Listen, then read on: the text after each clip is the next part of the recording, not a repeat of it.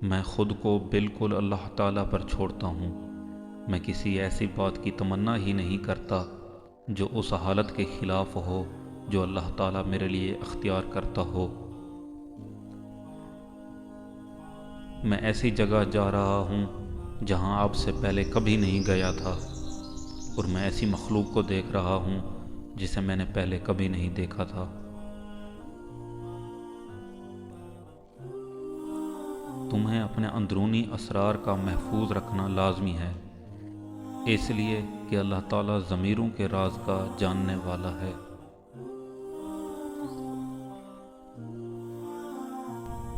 جو شخص قدر خیر و شر من اللہ پر ایمان نہ لائے وہ کافر ہے، اور جو اپنے افعال مصیبت کو خدا تعالیٰ کی مشیت کی طرف منتسب کرے وہ فاجر ہے۔ اپنی تعریف زیادہ کرنا ہلاکت کا باعث ہے۔ تمہاری عمر برابر گھٹتی جا رہی ہے، جو کچھ تمہارے ہاتھ میں ہے اس سے کسی کی مدد کر جاؤ۔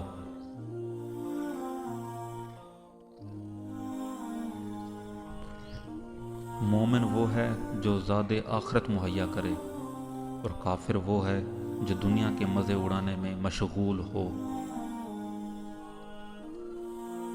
اچھے اخلاق 10 ہیں: زبان کی سچائی، حقوق العباد، احسان کا بدلہ، سائل کو دینا، صلہ رحم، مہمان نوازی، باطل سے جنگ کے وقت حملے میں شدت، پڑوسی کی حفاظت، اور سب سے بڑھ کر شرم اور حیا۔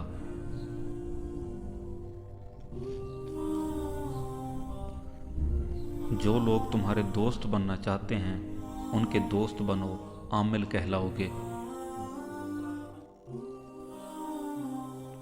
عادل بننا چاہتے ہو تو جو شخص تمہارا دوست بننا چاہے اس کے دوست بن جاؤ۔ عیب کا چھپانا اور آبرو کی زینت برقرار رکھنا خاموشی سے ممکن ہے۔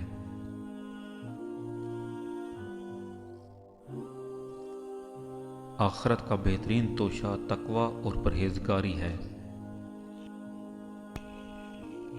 3 باتیں آدمی کو ہلاک کرتی ہیں: حسد، حرص اور تکبر۔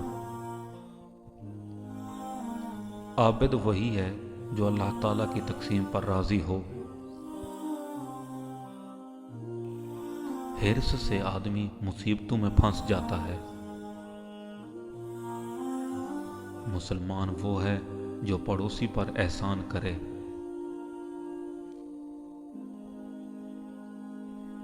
تکبر سے دین اور ایمان جاتا ہے، چنانچہ شیطان تکبر کی وجہ سے مردود اور ملعون ہوا۔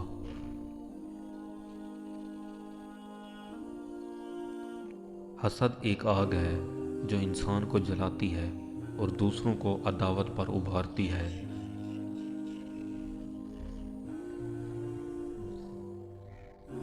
ایماندار وہی ہے جو آخرت کے لیے توشہ جمع کرے۔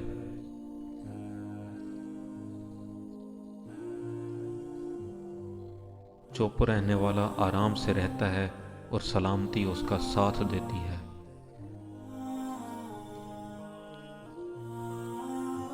جس کے پاس عقل نہیں اس کے پاس ادب نہیں، جس کے پاس ہمت نہیں اس کے پاس کامیابی نہیں، اور جس کے پاس دین نہیں اس کے پاس حیا نہیں۔